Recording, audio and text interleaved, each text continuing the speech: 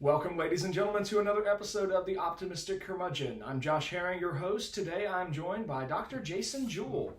Dr. Jewell is the chair of the humanities department at Faulkner University, where he runs graduate programs based on the great books. He holds a PhD in humanities from Florida State University, a Master of Arts in History from Pepperdine University, and a Bachelor of Arts in History and Music from Harding University.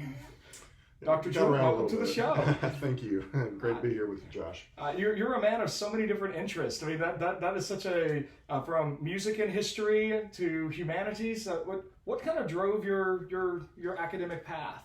Yeah. I started off as a computer science major, believe it or not, and I decided in the 90s when I was in college, after I did a study abroad in Italy, that I've got to do history. So I came back, and I also decided I didn't want to spend my life in front of a computer terminal as a programmer. So the irony, of course, is now that I direct online programs and great books, and I spend my life in front of the computer screen.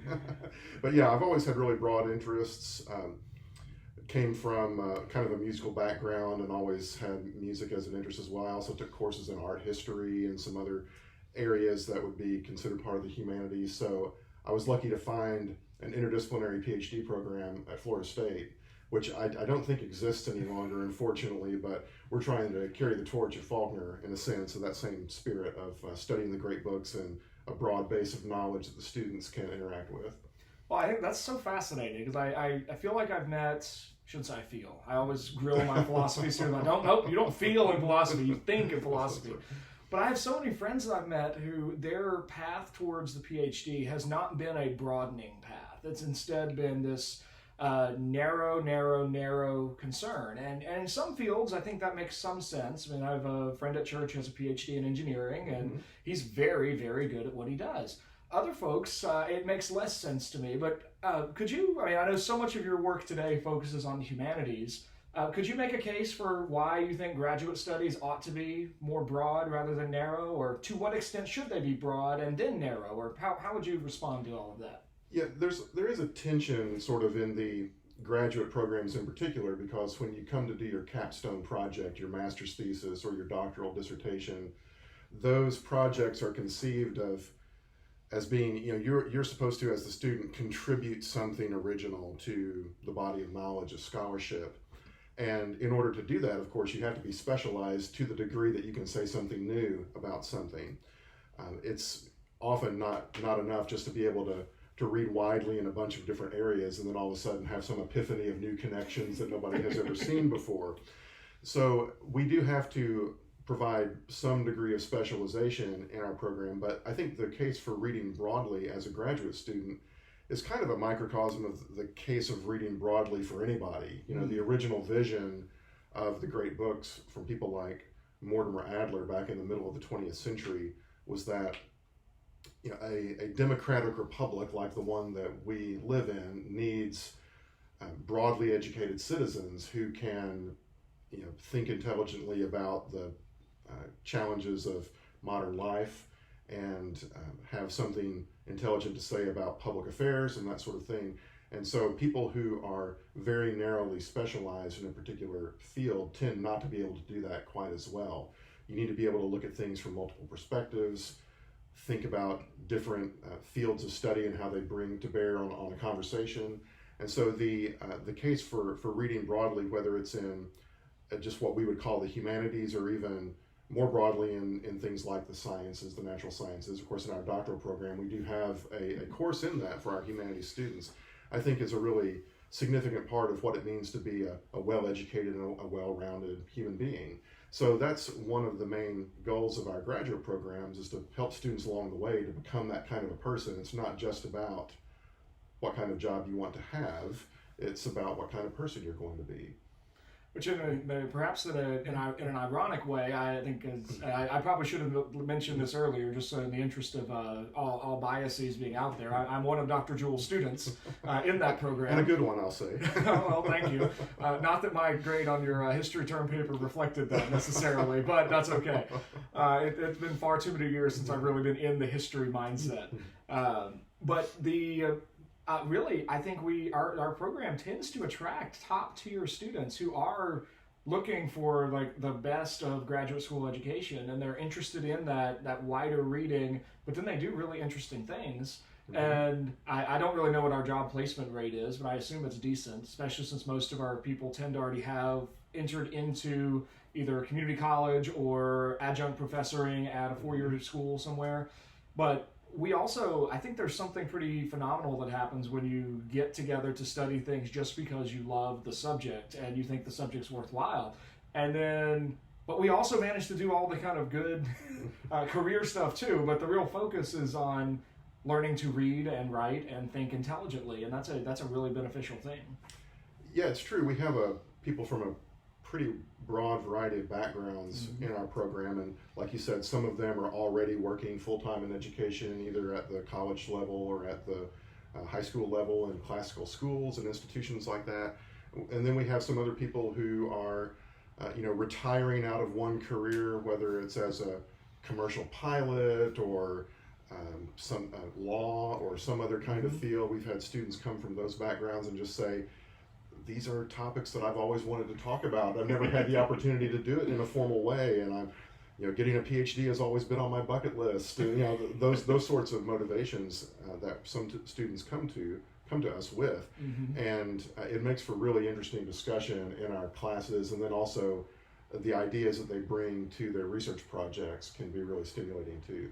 I know I've found I appreciate the variety of ages in the classes that I've taken, because in part, people who have a lot more life experience and have raised families and just gone through more stuff, they bring all of that to reading whatever text we're reading and discussing. I'm thinking of one friend I met who he's a pastor out in Western North Carolina who he retired, and doing this PhD was his retirement gift to himself. I've had more than one student like that. Yeah. Friend Carla out in California was she was still finishing up her life insurance career or a house insurance career. I remember we had there was a hurricane that hit Texas, and she was late for class because she was processing claims for these people whose houses have been destroyed. I mean, it's not the typical everyone is 24 years old and working for pennies and kind of living this isolated, semi-monastic academic life, which I'm sure there's cost to that too. But I found the benefits of having that wider array is really helpful. Yeah, when you have a room full of 24-year-olds all making pronouncements about the way the world works, you usually have something lacking there that people who are in their 50s and 60s can be kind of a corrective for. So I enjoy that in our classes. Well, Dr. Jewell, I know in addition to running all these programs, you're also a scholar of no small repute. So I wanted to see if we could talk about some of those areas that you've studied. I know I took one of your classes a couple years ago where you led us through a study of Russell Kirk and his work. And one of the things I took from that class was sort of a picture of Russell Kirk as sort of an ideal of what the humanities are kind of aiming at, of Russell Kirk as a man of letters. Now, my sense is that in the closer to 30 years since Russell Kirk passed away, he's sort of fallen out of the public awareness. Not nearly as many people know about Kirk unless they're in like these pretty rarefied circles of conservative academia. So could you help us with who was Russell Kirk and what was it about him that intrigued you as a field of study? Okay. Well, Russell Kirk was what today we would call a public intellectual. I don't think the term really existed back when he burst onto the scene in the 1950s, but I would consider him one of the major public intellectuals of the second half of the 20th century. And he became very well known when he was a young professor at what at the time was called Michigan State College, now Michigan State University, when he published a version of his doctoral dissertation that he had written for the University of St. Andrews in Scotland. And that dissertation was published under the title The Conservative Mind in 1953. So at the time, it's hard for people today to really think about this unless they were alive at that time. But back in the early 1950s, almost nobody in the United States would call himself or herself a conservative. That was considered to be an intellectual tradition that either was a purely European thing or something that really just didn't have any kind of legitimacy.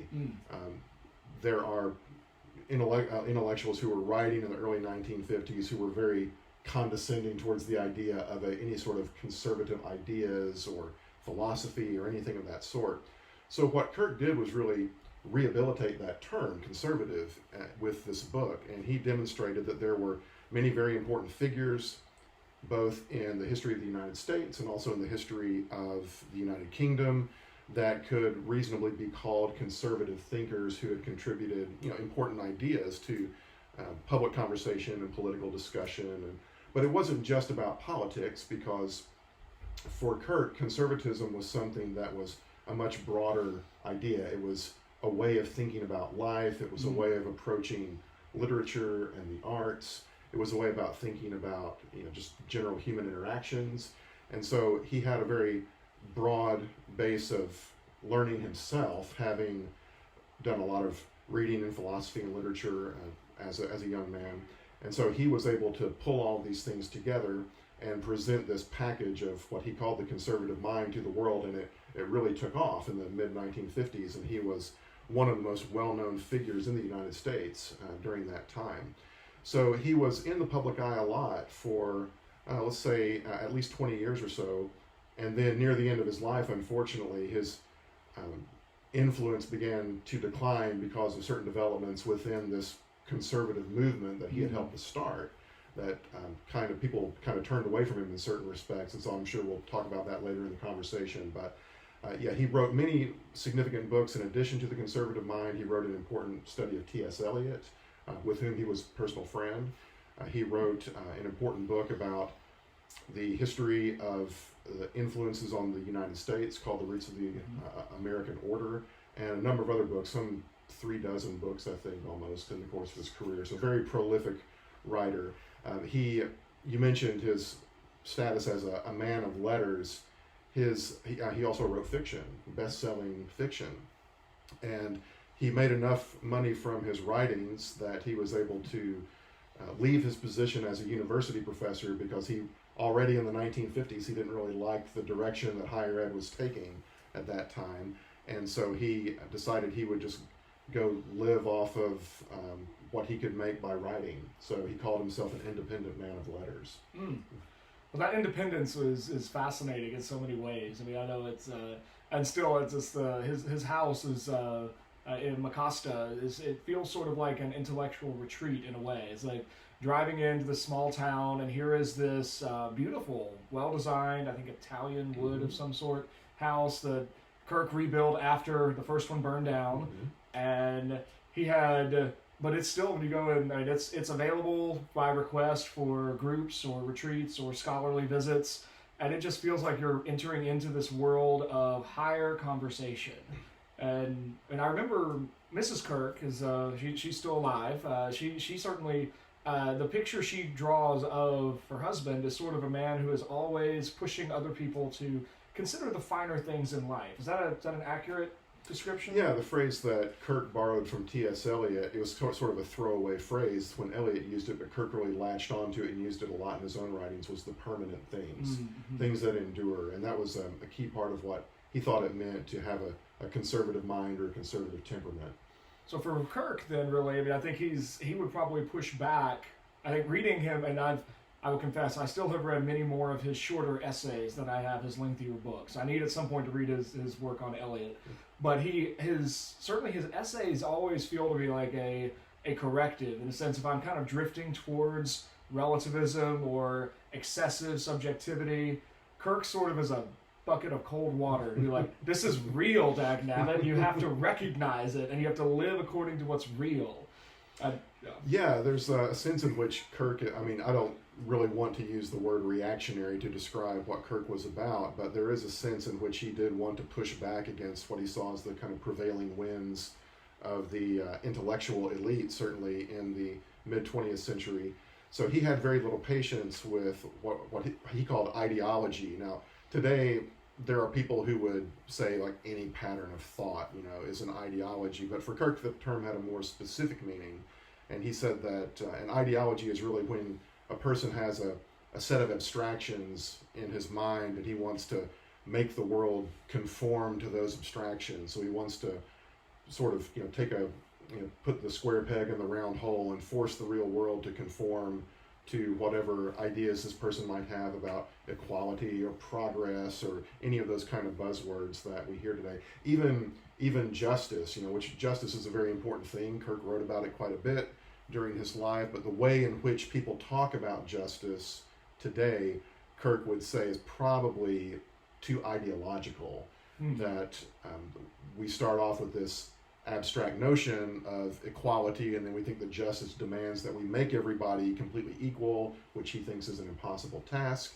And then rather than understanding justice to be something that kind of grows out of a culture or a society's acknowledged ways of interacting with each other, we've got some sort of sledgehammer that we're going to use to smash everything in the society that we don't like and make it all the same, and then we'll call that justice. So Kirk really had a problem with the way intellectuals in particular try to impose these abstractions onto society. So it sounds like Kirk's view of conservatism really has a lot to do with valuing local cultures and local communities, and there's a sense in which the sense I get today is that conservatism as it stands in the 21st century is often caricaturized as being against diversity and against against different cultures, instead trying to just cling tightly to an antiquated, very white, very Eurocentric Western past. But I don't hear that in what you're describing. I hear what kind of diversity was Kirk looking at or trying to kind of cultivate in his thought? Yeah, in the introduction of his book, The Conservative Mind, Kirk lays out these 6, what he calls the canons of conservatism, and he was kind of careful to leave these a little fuzzy because he didn't want to be ideological, but he said that one thing that sort of is representative of a conservative way of thinking is respect for, that's what he called this proliferation of different cultures and different ways of doing things, and he didn't mean diversity in the sense that a lot of modern progressives do, in the sense of like they want to be ethnic bean counters or something like that. But for Kirk, it was respecting a local community's conventions, its customs, its ways of doing things, or a region of a particular area of a particular country, or just the way different cultures in different countries do things. That instead of trying to say, go over to Iraq, for example, and drop the Declaration of Independence on them and say, look, you all need to be Jeffersonians now. Kirk would say, well, it's kind of silly that we would think that's even possible, considering that the culture in that part of the world is a product of a very different history and different religion and different customs that they've had for many centuries, and we can't presume to just come over there and slap them into a sense with some kind of Western bromides about democracy or something like that. It's kind of he would think of it as kind of a lazy way of interacting with other people when you just say, well, I've got my magic key that unlocks all the doors to get us to the good society, with a few ideas about freedom or whatever it might be. So that was what he thought of as diversity, different cultures, different communities doing things in different ways, and people who are not part of that need to respect that in a sense, because those ways of doing things are the product most often of a very long process of social evolution.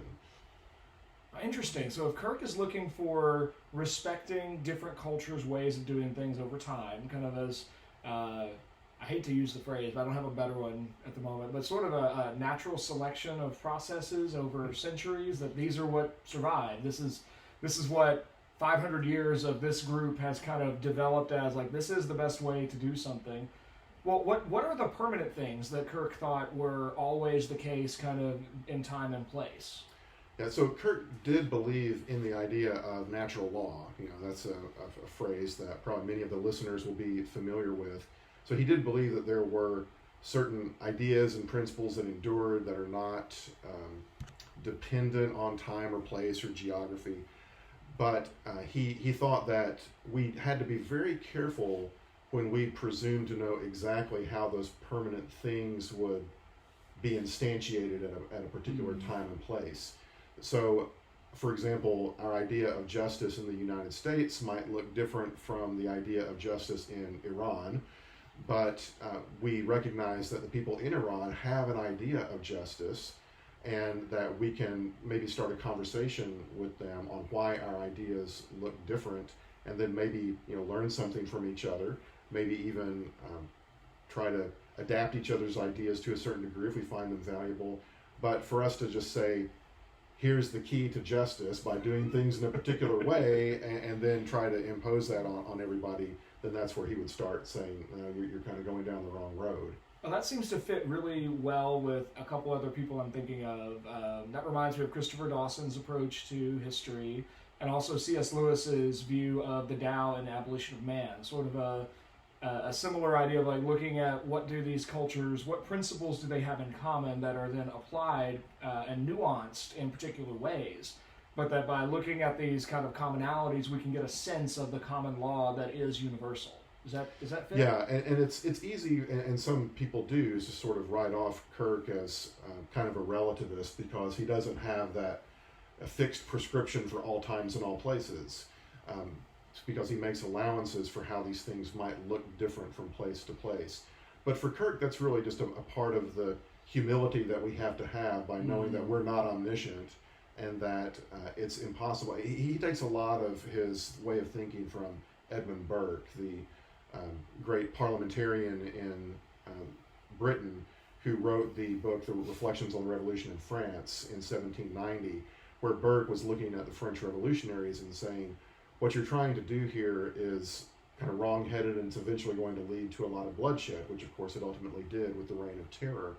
But Kirk's legacy that he takes from Burke is to say, look, you've got to respect the way a society has developed, you've got to respect the way that people think, and you've got to work within kind of the constraints that those people have. Because if you try to come in there and just smash all that and break the mold and put in something new, the bottom line is the people that you want to help or influence are not going to accept it. And then when they don't accept what you're trying to do for them or to them, that's when things tend to get really violent with a lot of these reform movements throughout history. So it's a case of the cure being worse than the disease.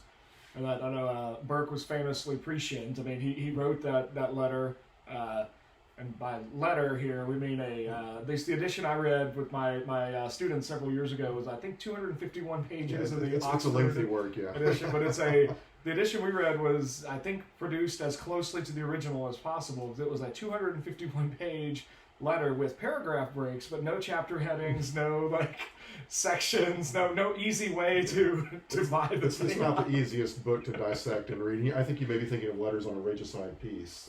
If that's okay, well, I've read that one. It could then the Reflections is maybe the one you're thinking of. But yeah, it's very very long, but many good, so rich gems of brilliance in the passages running throughout that work. In fact, I just am supervising a tutorial this summer with a couple of students who have just finished reading that book, and so they were really impressed with the way that Burke thought and the way that, and it was a lot of new ideas to them, because Burke unfortunately is not standard reading at most schools and colleges around the country. I mean, it was something I had always kind of aspired to read, because he was, as I'm sure you would imagine, Burke's name gets dropped at Hillsdale College about every second lecture, it feels like sometimes. But I'd never actually read him, and then I had an 11th grade Western Civ class that I was teaching, and for the honors project, I just set the ambitious goal of you have to read all of Burke and affirm to me sincerely that you read the whole thing. And my commitment to my students throughout the years is that if I assign them something to read, I read it along with them. And so we had I enjoyed it. I think most of them liked it to some extent, but we kind of got all the way through that, and oh my goodness, I've not read anybody else who has as clear a picture of how do you look at a culture, see what's there, and kind of track the development of it over centuries. As maybe for an easy example, like the English commitment to tea time. I mean, just that's a custom. There's nothing inherently good, bad, right, or wrong about it, but there's a civility, a gentility attached to the fact that in the afternoon, most English people take a pause in their labor and they sip a cup of tea. Well, that's a custom in Burke's sense that's just developed, but it's kind of the visible picture of a whole society that's grown up to have these niceties and so that's a good example. You could imagine some rationalist thinker coming in and say, look, there's no rational reason why you guys should all take a break in the afternoon to have tea. And so if he were put in charge, he might want to abolish tea time and say, we're sacrificing all this productivity and efficiency by everybody stopping to have tea. But, somebody like Burke or Kirk would say, well, life isn't just about being as efficient as you possibly can or being as productive. And these little rituals, these social niceties, for many people, these are one of the things that give life meaning and enjoyment. And so to try to take that away because you don't see a rational basis for it is cruel and ultimately destructive to the society. There's one passage I'm thinking of where he describes all of those customs as the clothing of society or the clothing of civilization. And the rationalists over in France, the children of the Enlightenment, who themselves are not nearly as rigorous as some of the other Enlightenment thinkers, but they're now applying these ideas to France, and he describes it as if all the clothing that makes the human body acceptable to each other, we just rip it all away, and it's as if we're all going around in our, he has this ugly nakedness that was a really fun passage to talk about with high schoolers. No doubt. But if you fast forward from the time that Burke wrote that, 3 years or so, and you see just the absurdities that developed during the Reign of Terror, you can see that he was exactly right in his diagnosis of this problem.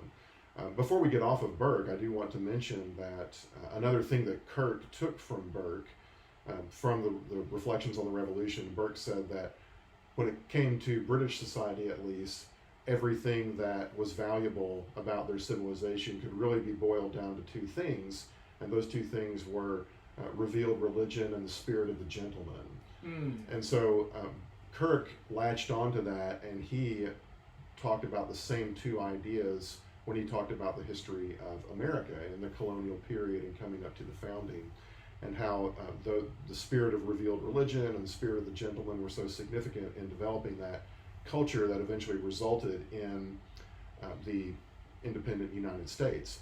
Of course, you read a standard textbook that talks about the American founding, and you'll never encounter that. It's, there was Montesquieu, and maybe there was some Locke, and some abstract ideas, and then all of a sudden we've got this new country. But those, Kirk would say, look, the Declaration of Independence is the product of a culture that has been shaped by these important forces, and you can't just pretend that you can take those away and then wind up with the Declaration of Independence. So that's, again, going back to the example of why he thought it would be silly to drop copies of the Declaration on people in Saudi Arabia, for example. They wouldn't take from it what we would want them to take from it. Right, because the Declaration of Independence is not to put words in Jefferson's mouth, but kind of to put words in Jefferson's mouth. I mean, that was never intended to construct a sort of free-for-all. It was intended to say, we conclude that we have these inalienable rights that are themselves dependent upon a whole metaphysical worldview, an assumption about revealed religion and adherence to law. James Madison says similar things about if men were angels, we wouldn't need government, and that sort of idea. I think it's fascinating. Roots. I read sections of Roots of American Order several years ago to try and consider, or as part of a senior seminar course I taught. And Kirk does such a wonderful job of kind of tracing, without requiring the reader to necessarily adopt the religious view that he's describing. But he kind of shows, here's how in the Old Testament, in the Hebrew experience, there are certain values, certain views that come forward, and we can see them in specific concrete places like the Ten Commandments or like the prophets that sort of reflect a kind of collective wisdom of the Hebrew civilization in a way. And then he goes and does the same thing with the Greeks and the Romans, and not to say that we need to all be Greeks and go back to naked wrestling or anything like that, or that we should all be Romans and going back to making roads that actually last longer than 10 years or anything like that. But that there are these kind of truths and pieces of wisdom that each of these civilizations develop, and he shows those all sort of uniting in England first, and then in the founding of America. That, not to jump too close to contemporary days, but it's almost an antidote to the sort of fervor that gets wrapped up in the 1619 Project, or its potential counterpart, the 1776 Project. I'm a little grumpy about that one too, but the attempt to sort of co-opt the narrative of American history and reduce it down to a single negative note. Really, Kirk pushes back against that and says instead, American history is this sort of orchestra of all these different pieces fitting together that can't really be effectively reduced to a single textbook. And if you read, I think if you do a substantial primary source driven American history course, you see all the pieces there if you've been equipped with the pieces to see. Mm-hmm. I mean, I think, yeah. Yeah, in fact, in this past spring, I did a topical seminar based on the roots of American order. And along with that book, the students were reading many of the primary sources that Kirk discusses as part of his narrative. And, you know, we do have, despite what Faulkner's reputation might be as a conservative institution, we do have progressive students in our student body, and there are people who wanted to push back against Kirk a lot. But by the end of it, in their final essays, even these progressive students were saying, okay, he's bringing up some things that I'd never thought about before, and maybe the arc of American history isn't as simple as I originally thought it might be. So that, what you're talking about, the orchestra of voices and the different parts interacting with each other, I think that's a really nuanced understanding that we need to develop, that history is not just black hats versus white hats and good guys and bad guys. And it's easy to get that sort of cartoon version in grade school for a lot of people, and unfortunately many people sort of carry that caricature into adulthood with them, and we see that play out in a lot of our political conversations, unfortunately.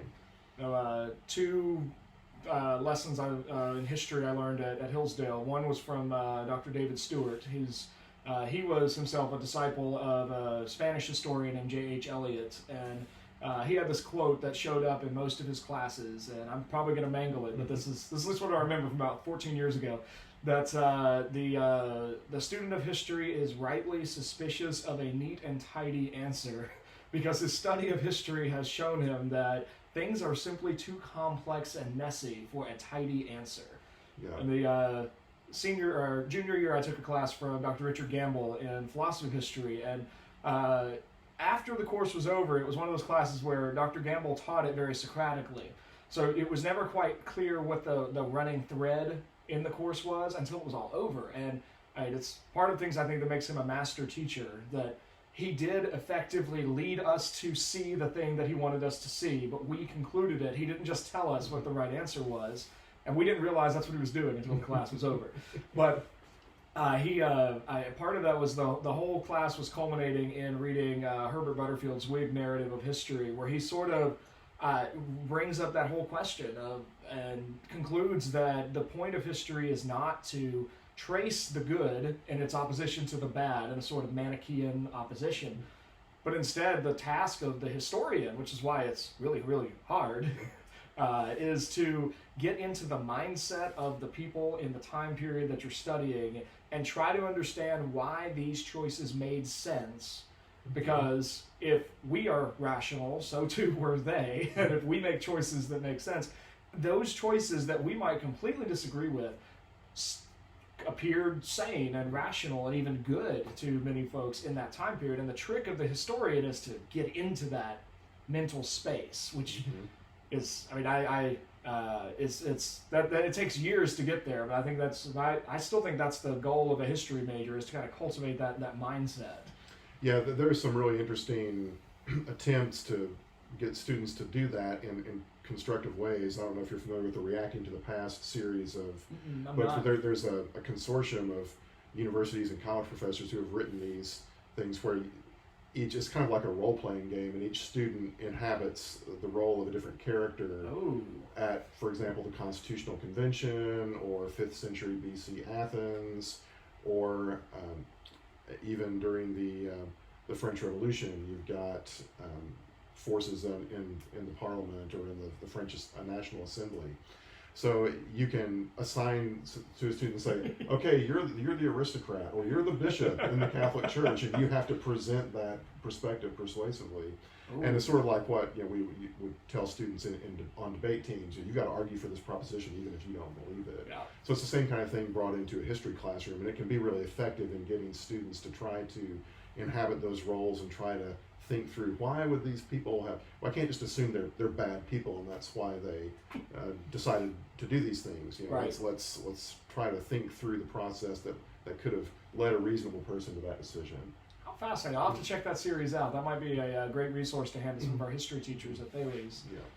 Well, Dr. Jewell, I would feel remiss if we had the opportunity to get together to chat on the show without asking you to help us. I know with where political conservatism is today. I know Kirk rather famously rejected the question of a list of policy propositions that a conservative should endorse. But I know one of your other areas of interest over the years has been kind of tracking the movement of conservatism in the 20th century, from the 50s into the Barry Goldwater era and the Reagan era and into the present day. So if only because I was listening to a conversation between public intellectuals today, I was very disappointed when they didn't answer my question. I would love to ask you my question and see if we can get a better answer. Where do you see political conservatism in 2021, and where do you see it going in coming years?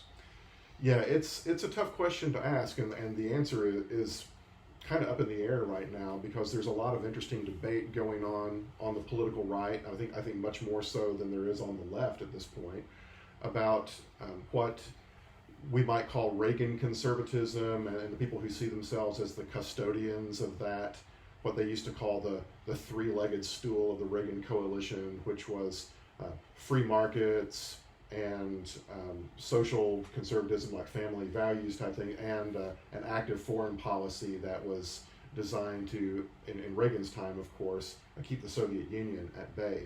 Well, of course, the world has changed since Reagan's days, and the foreign policy situation in particular is very different, but also our domestic social situation. I mean, nobody had ever even heard of transgender people, for example, in 1985 when Reagan was president. So you have other people on the right who say, look, that Reagan consensus isn't really going to take us where we need to go at this point. And you have people saying, globalization has changed the conversation about economics in conservative circles. The questions of foreign policy, whether it's Islamic fundamentalism or other kind of threats out there, China, it's not just like us versus the Russians anymore. And so there are people saying, look, we need new ideas, conservatives need a new approach. We can't just say free markets all the time anymore. We can't just say we're going to go have American hegemony overseas. We don't have the money. So there's a lot of debate going on right now. And of course, the presidency of Donald Trump was a manifestation of this debate. Trump, in a sense, at least not in terms of his personality and whatever defects he has in that respect, but at least in terms of much of his policy, is sort of the heir to in the 1990s and 80s and 90s was called the paleoconservative movement. And some of those intellectuals are still around and still writing, but these are people who said, essentially, look, we've got to focus on trying to define, what America is. The paleoconservatives would say America is not, no nation is a proposition nation. You can't just say because I hold to certain abstract ideas that I'm an American. And this is something that Kirk was not a paleoconservative per se, but he thought along the same lines as some paleoconservative thinkers in these respects. So when it came to questions like immigration, for example, and paleoconservatives would say it's a bad idea to have just open borders, which has been the editorial policy of the Wall Street Journal ever since the 80s. The Wall Street Journal has always said we need a constitutional amendment that just says there shall be open borders, unlimited immigration. Interesting.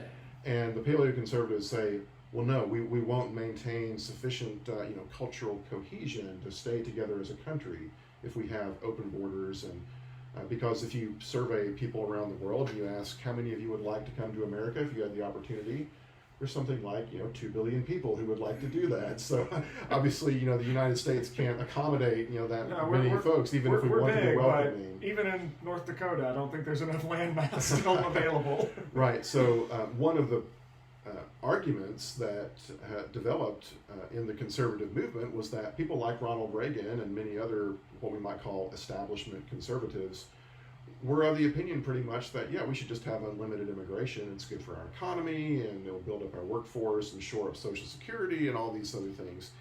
And that was something that was really what the base of the Republican Party didn't agree with, and just really the American electorate as a whole. Like if you go back just even a few years and you ask how many people think we should have essentially unlimited immigration, you'd only find something like 20 or 30% of the American electorate in favor of such a policy. So the debate on the right has been, who are we as a people? And if we're not just a universal nation, where do we draw the lines? I don't think there are many people who would say we need to draw the line racially or something like that. Mm-hmm. But there's a conversation that is being had there. There's also conversations about the extent to which free markets have served the interests of the American people.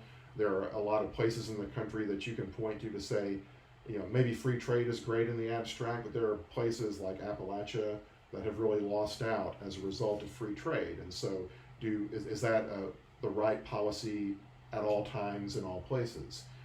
And then of course, questions about social values. Abortion is always a hot topic. The base of the Republican Party and the conservatives, of course, are very pro-life. Many of the establishment conservatives don't really care about that issue. Really, a lot of the conservative movement has been maybe uncharitably describing this as kind of political opportunists who want to wield power looking for a base that will vote for them.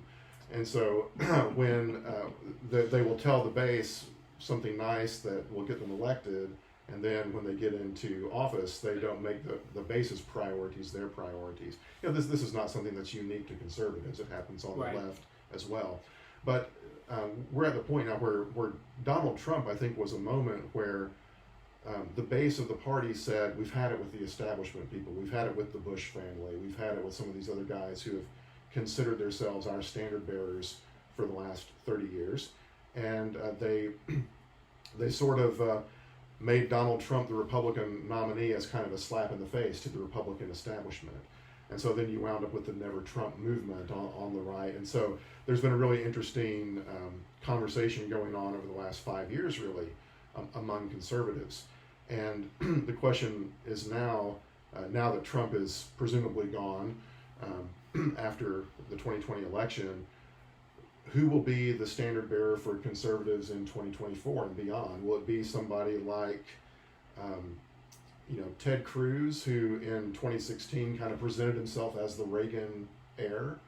Or will it be someone more like Josh Hawley, the senator from Missouri, who presents a more kind of populist vision that might be in tune more with some of the conservative base?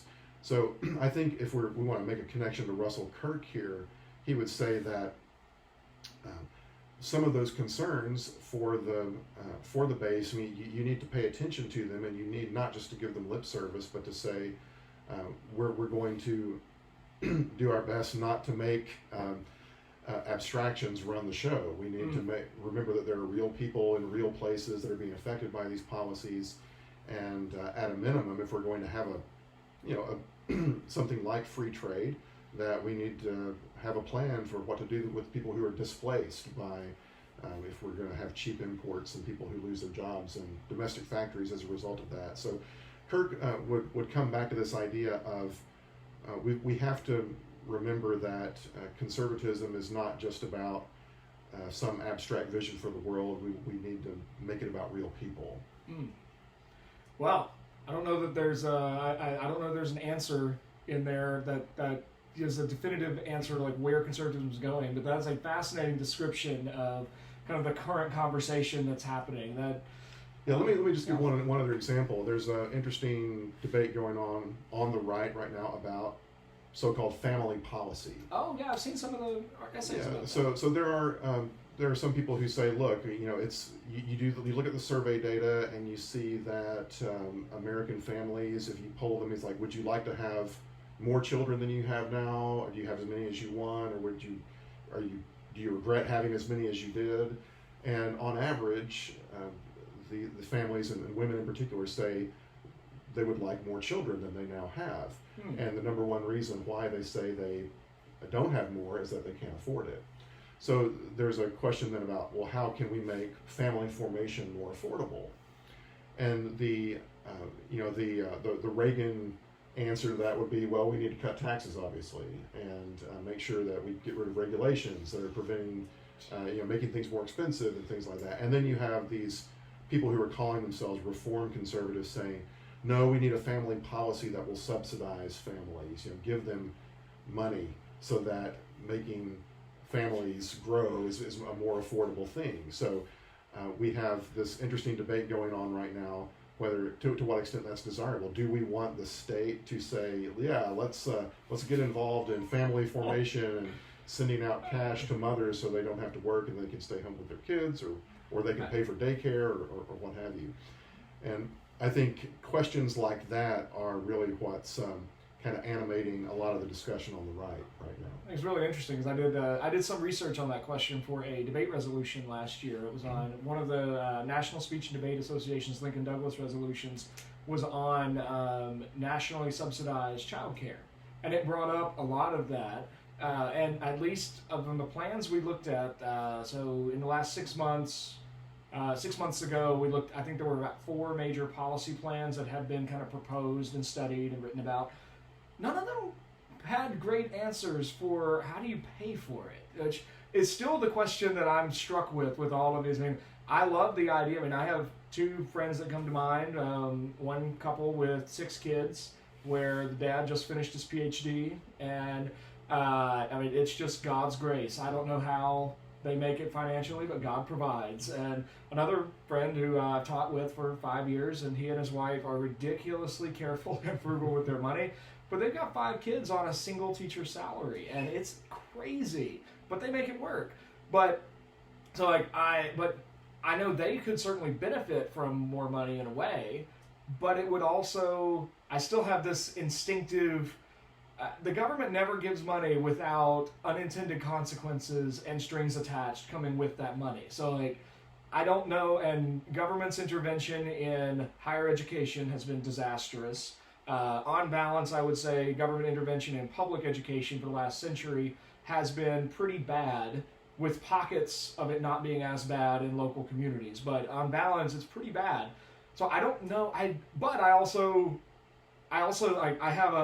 love the Reagan cut taxes plan, except that we have this ballooning debt, and we keep spending more money that our government doesn't have. So I get the logic of we can't cut taxes and keep spending money. So I don't know what to make of all of that, but those all seem to be complexities that somehow need to be resolved. Yeah, and if you look at a lot of these plans, you're right that there's not really a persuasive understanding of how this is going to be paid for. But it's interesting that you said specifically nationally subsidized child care.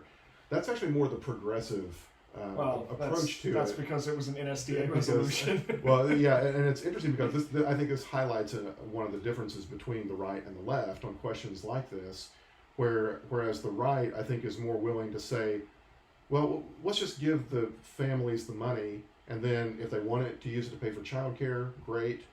If they want to use it so that, as an income substitute so that mom can stay home with the kids, then that's great too. Whereas the progressive take is really more, no, we want women in the workforce. So women at home is a bad thing. It's not good for them, and they need to go out and have careers. So there's, even if we've got people on the right and the left agreeing that there ought to be more government involvement in this particular area, there's still a big debate on how exactly to do it and what end is being pursued there. If things don't work out at Faulkner, I'm sure you could always have a new job as a debate coach, because those were in fact the lines of argumentation. I mean, the affirmative side ended up arguing for this will enable more women to stay in their careers longer, and it will create more equality. And the strongest negative argument that I could not get any of my students to run but it's what ended up being in elimination rounds. The best negative argument was basically run a critique against the resolution and say that the reason we should not affirm this universal child care subsidy plan is that it ultimately is incentivizing women to be in the workforce over being in the home, and the resolution affirms a world that denies the goodness of being a mother. Yeah, that's right. So, well, Dr. Jewell, I know I've got to keep an eye on our time. We are probably pretty close. I know you've got lots of commitments today. Thank you so much for coming on The Optimistic Curmudgeon. I've really enjoyed our conversation today. Thanks for having me, Josh. It's always a pleasure to see you, especially face-to-face. Face-to-face, that's amazing. Real quick before I forget, how can people find and follow your work online? Okay, well, I do have a personal website that has been inactive for some time, so I won't bother you with that one.